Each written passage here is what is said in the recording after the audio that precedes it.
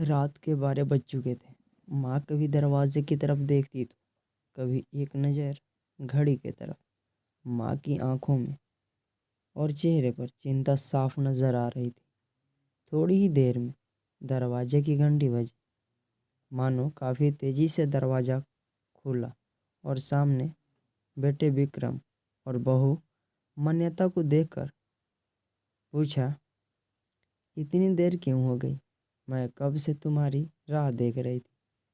माँ, मैं अब छोटा नहीं हूँ, तुम मेरी चिंता मत किया करो।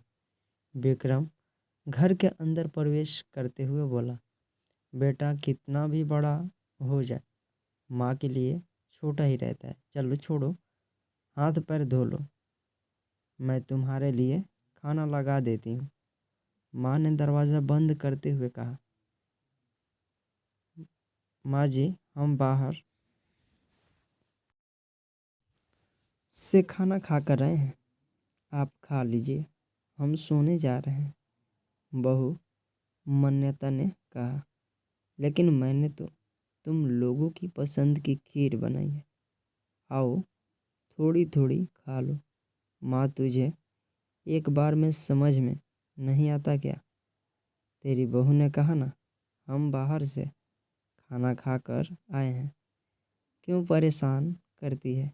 जा तू खीर खा ले और सो जा, और हमें भी शांति से सोने दे। माँ अकेले कैसे खीर खा सकती थी और उसे बिना खाए नींद कैसे आ सकती थी? क्योंकि बेटे के इंतज़ार में उसने भी कुछ नहीं खाया था। वह किचन में गई, एक गिलास पानी पिया और अपने रूम में चली गई।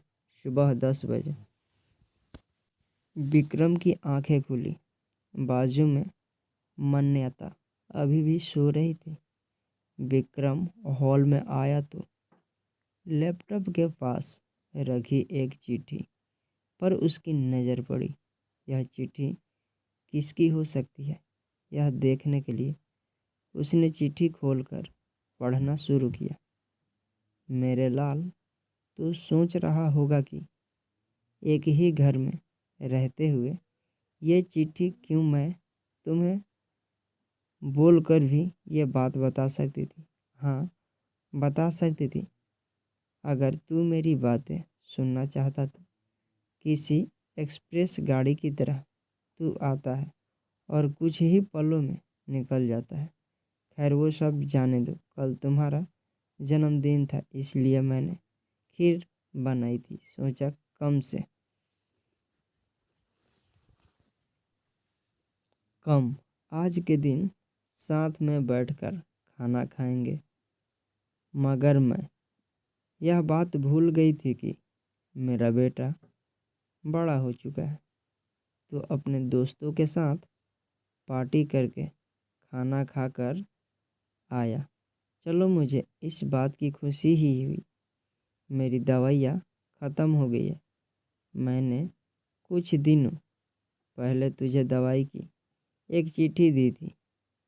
अगर वक्त मिले तो वह दवाई मुझे ला कर देना, मुझे थोड़ी ताकत हो जाएगी। विक्रम को याद आया कि 4-5 दिन पहले माँ ने एक दवाई की चिट्ठी दी थी।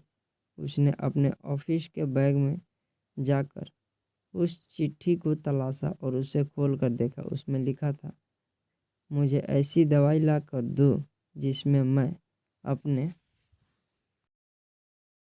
बेटे को भुला सकूं।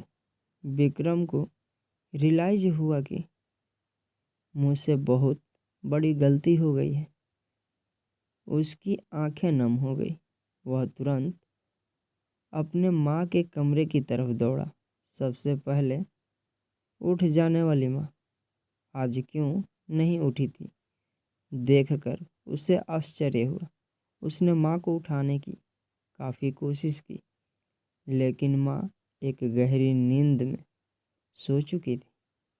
विक्रम के पास फुट फुट कर रोने के अलावा और कोई चारा नहीं बचा। दोस्तों, यह कहने की ज़रूरत नहीं है कि माँ बाप जीवन में कितने मूल्यवान हैं। उनके रहते हुए ही उनकी सेवा करो, उनसे प्यार करो। वह चले जाएंगे तो कुछ नहीं कर पाओगे। यह कहानी आपको कैसी लगी कमेंट करके अपना राय दें, और ऐसी ही नई नई कहानियाँ सुनने के लिए हमारे चैनल को सब्सक्राइब करें, और हाँ, साथ में बेल आइकन को ऑन कर दें ताकि सारा नोटिफिकेशन आपके पास पहले पहुँचे।